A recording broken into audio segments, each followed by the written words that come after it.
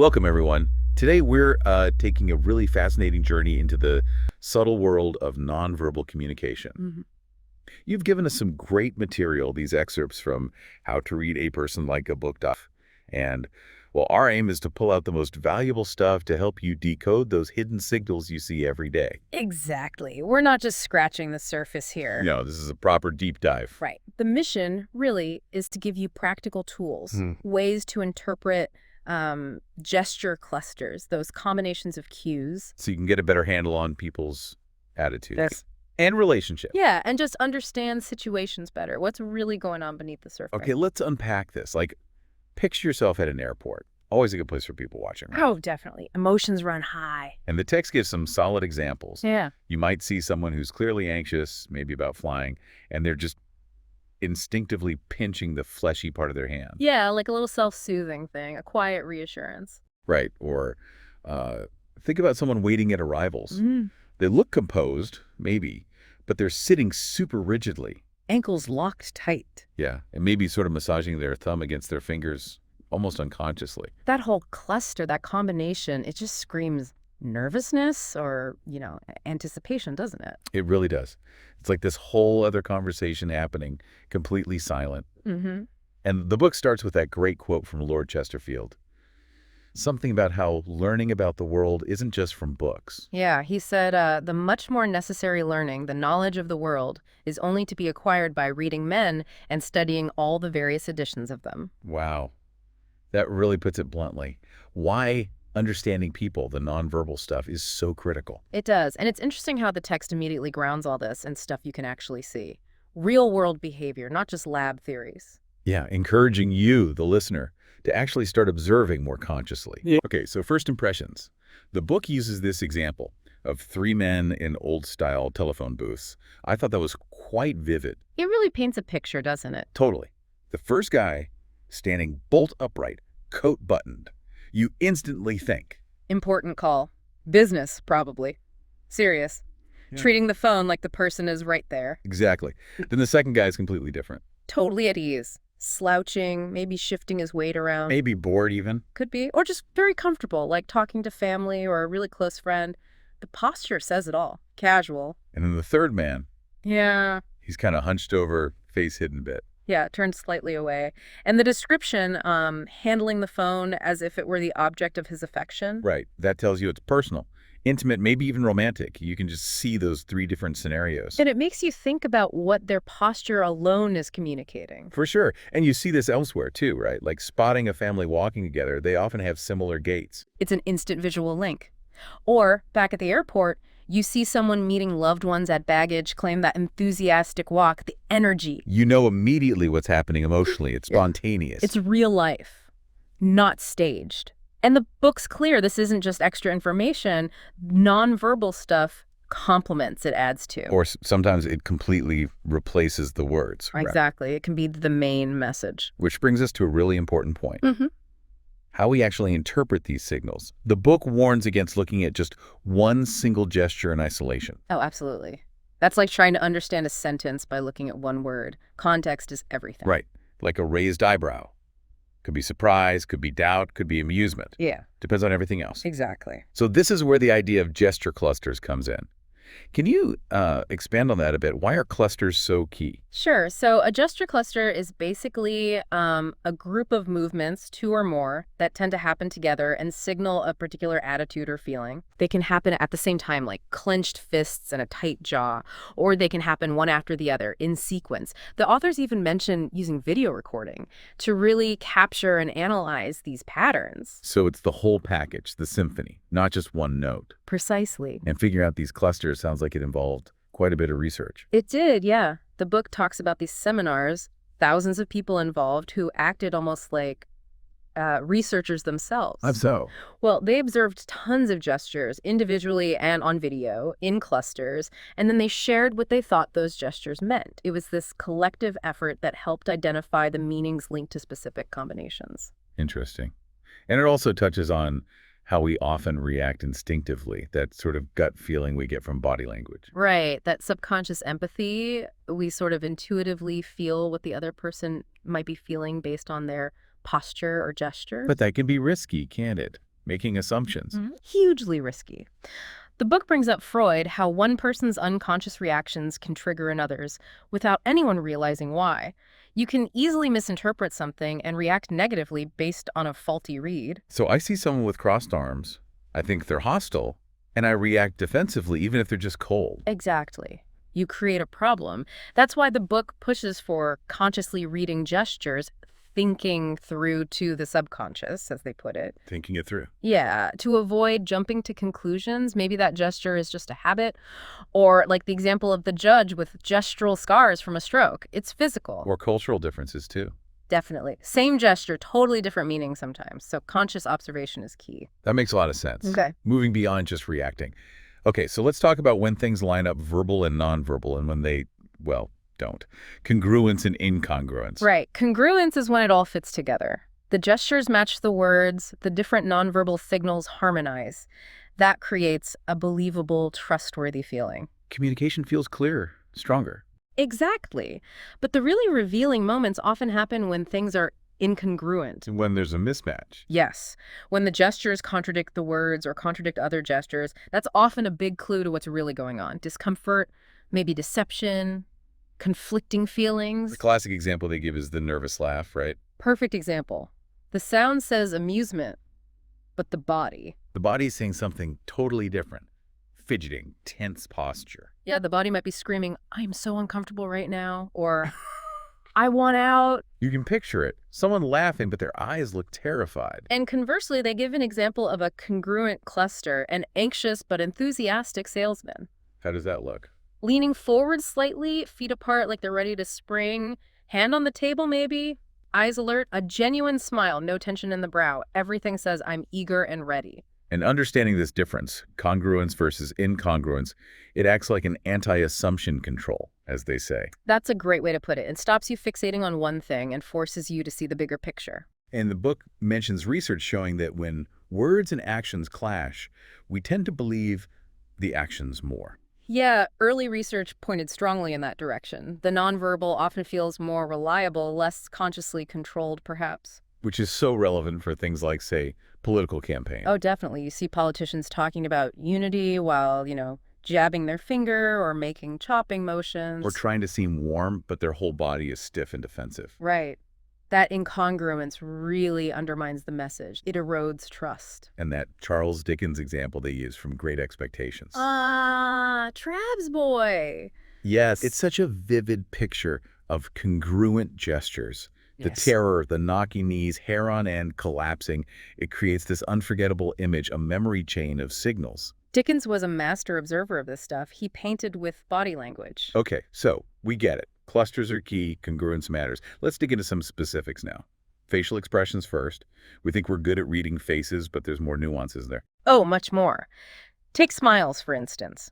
Dr. Ewan Grant talks about the difference between a genuine smile and the oblong, polite smile. The oblong smile. Yeah, where the lips stretch sideways, maybe showing teeth, but the eyes are involved. There's no crinkling at the corners. Ah, the social smile. We've all done that one. Exactly.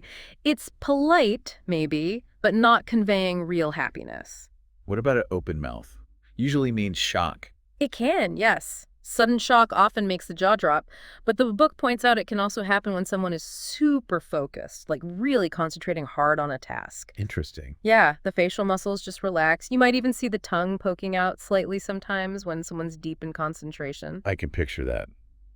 Okay, eyes. The windows to the soul. What should we be looking for there? Well, eye contact itself is huge. Michael Argyle's research suggested we look at each other maybe 30 to 60% of the time in a normal conversation. If someone holds your gaze way more than that, it could mean strong interest in you, not just the topic. Or sometimes it can signal defensiveness, even hostility. And less eye contact. Often suggests they're hiding something, or maybe just shy, uncomfortable. And pupil dilation. That's mentioned too. Right. Pupils can widen when we're interested, aroused, excited. Subtle, but it's there. But you have to be careful, right? Cultural differences. Individual habits. Absolutely critical. Yeah. Direct eye contact is polite in some cultures, rude in others. And some people are just naturally more or less inclined to make eye contact. The customs agent example in the book is good how they use eye contact as one factor in judging sincerity. Right. And then there are those other glances. like giving someone the eye. Yeah, that quick signal of interest, like the paseo tradition mentioned for Latin America, And the difference between a quick sideways, stolen look which can feel secretive, versus looking down, then up through the eyelids. which might be more about focused interest, maybe even devotion or coyness. And then all the other expressions around the eyes and face frowning, raising an eyebrow, squinting, jaw tightening. Exactly. Displeasure, disbelief, antagonism, defiance with the chin out, defensiveness with pursed lips. It really is a whole language just on the face. Yeah. Okay, let's shift to movement. Walking gestures. Can how someone walks really tell us that much? You'd be surprised. Everyone's gait is unique, but changes in pace, posture, arm swing, they often reflect our mood. Think of a happy kid bouncing along. Yeah, versus someone totally dejected. Drooping shoulders, shuffling feet. The book even quotes Shakespeare on the strutting player, that walk of arrogance. We've all seen that. What about more common walks? Hands in pockets. Someone who does that a lot, even when it's warm, often indicates a more critical personality, maybe a bit secretive, likes to play devil's advocate. And if they're also looking down, shuffling. That's often dejection. The book has that anecdote about the priest and the man told never to spare, but he still walked with his head down. Huh. What about hands on hips? The spritcher type. Yeah, often associated with readiness for action, bursts of energy. Churchill is the example given. And the opposite. Slow pace, hands clasped behind the back, head down. Usually preoccupation, deep in thought, maybe wrestling with a problem. Contrasted with the, let's say, pompous walk. Chin up high, exaggerated arm swing, stiff legs, deliberate pace. Yes, Mussolini is mentioned. It screams self-satisfaction, trying to look important. And this idea of setting the pace when walking with others. Yeah, that can signal leadership, dominance within a group. Apparently, analysts used to watch Soviet leaders' walks for clues, and the FBI studied mafia figures' movements. Amazing the details people look for. Okay, next up, shaking hands. We all do it, but what should we notice? Well, the book notes how much emphasis is put on men giving a firm handshake, but maybe less instruction is given to women traditionally. Interesting point. And it mentions women sometimes express sympathy or connection by just holding hands gently rather than a formal shake, especially with other women. And the handshake itself has a history. Yeah, evolving from showing empty hands, no weapons, through Roman salutes and forearm grasps, to the modern palm-to-palm, symbolizing openness, oneness. But huge cultural differences exist. Right? Massive. How firm, how long, how often you shake hands, it varies all over the world. The firm handshake in the U.S. might relate back to showing physical strength historically. And the dreaded clammy handshake. Universally disliked. Usually signals nervousness. The dead fish, weak and limp, is also generally disliked, though sometimes there are reasons, like protecting an athlete's or artist's hands. What about the politician's handshake? Ah, the two-handers. Grasping your hand with both of theirs, or putting a hand on your arm or shoulder. Yeah. Common in campaigns, but often feels, well, a bit insincere or overly familiar if you don't know the person well. The main thing is being aware of your own handshake and not judging too quickly based on someone else's. Good advice. Okay, let's group some attitudes now. Openness, defensiveness, evaluation, suspicion. How do these show up? Well, openness often comes down to that congruence we talked about, words and actions matching. That signals sincerity. What are the specific signs of openness? Open hands are a big one. Think of Italians gesturing or kids proudly showing something. Unbuttoning a coat can also signal openness, willingness to connect. And hiding hands? Can sometimes suggest the opposite, holding back, maybe guilt or suspicion.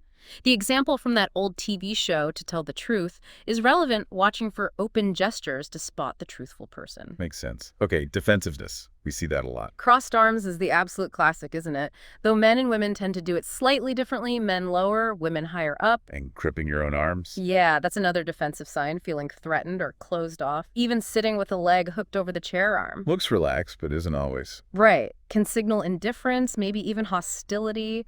Same with putting feet up on a desk or using a chair as a shield, often about dominance or feeling aggressive, especially if there's a power difference. Even leg crossing. Can be cultural. The book contrasts the European leg over leg with the American figure four cross, linking the figure four sometimes to being more competitive or argumentative. Wow. So much in just how we sit. Okay, evaluation. When someone's thinking things over. Hand-to-cheek poses are very common. Leaning forward usually means interest, while leaning back might show skepticism. Head tilted. usually interest. Yep. Darwin saw it in animals too.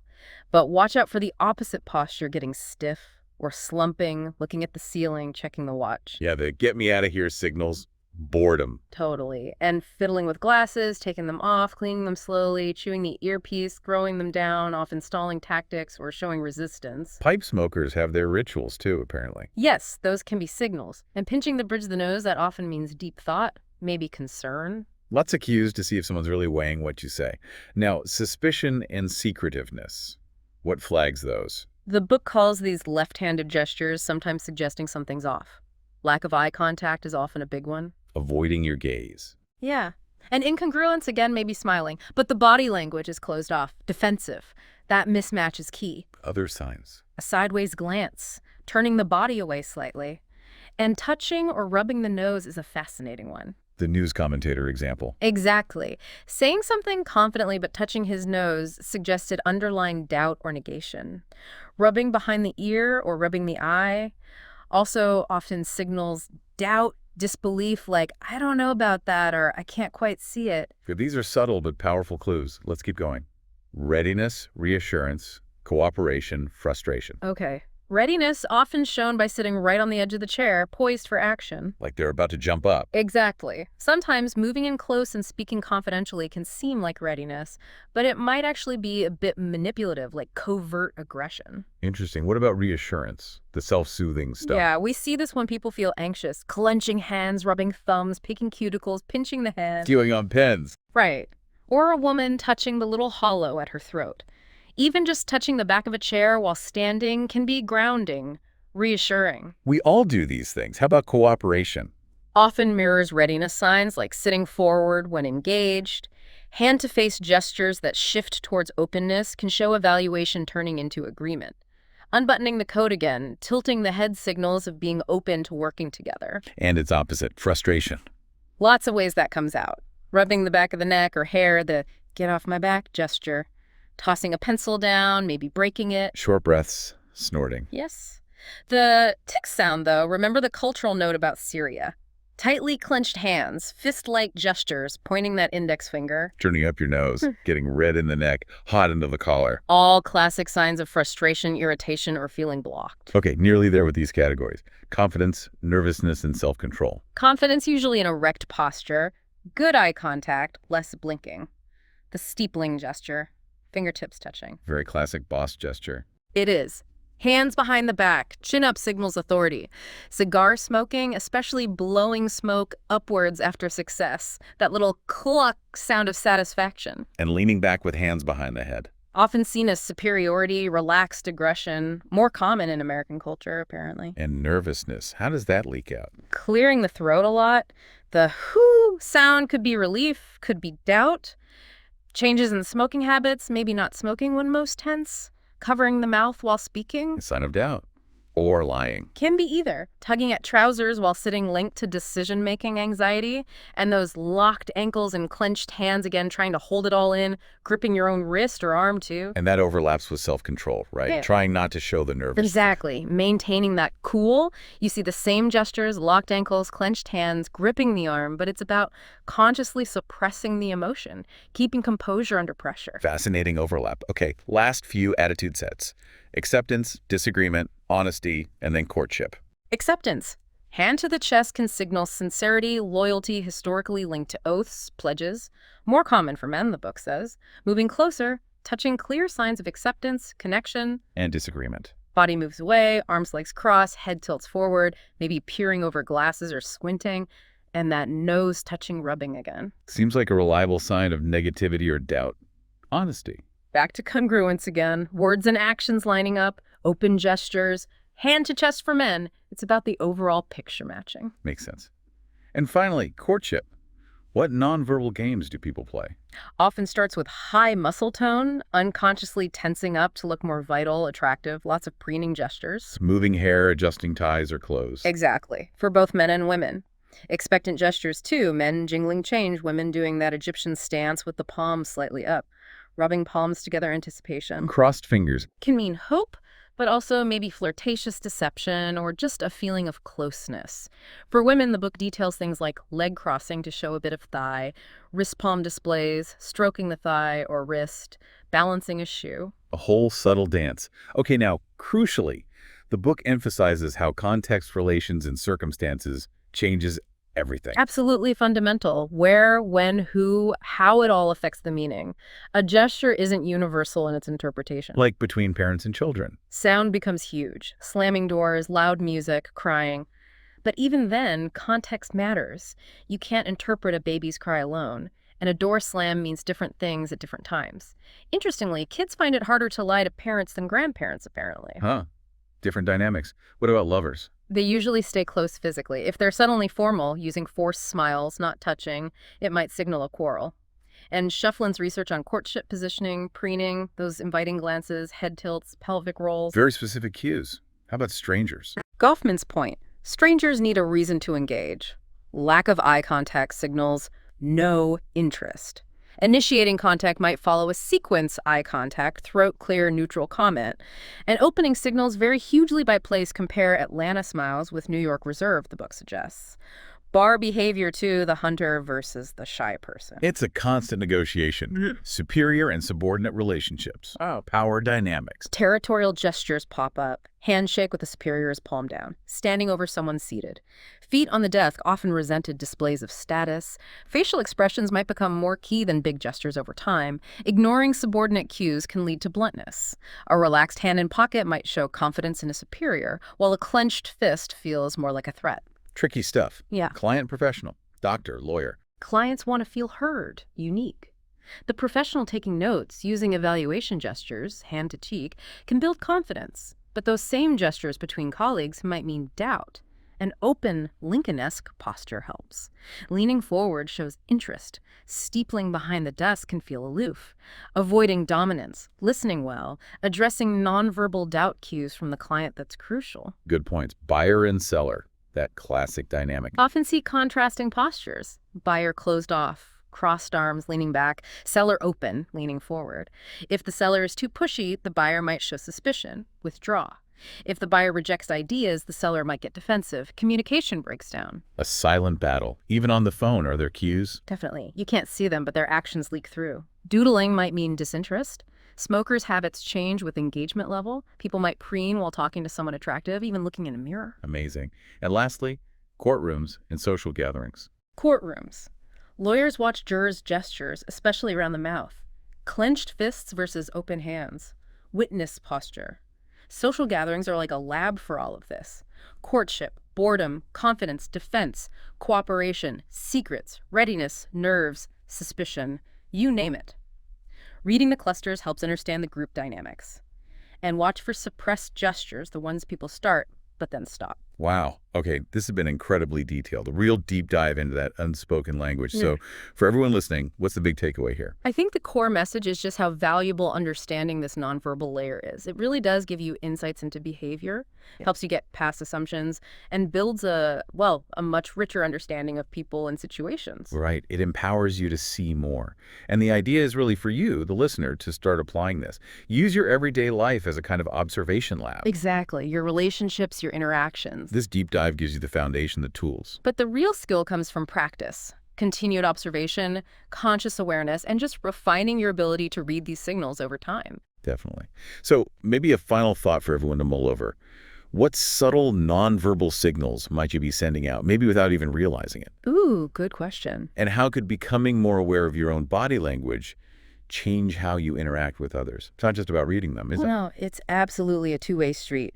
Understanding yourself is just as important. A fascinating challenge to leave everyone with. Thanks for diving deep with us today.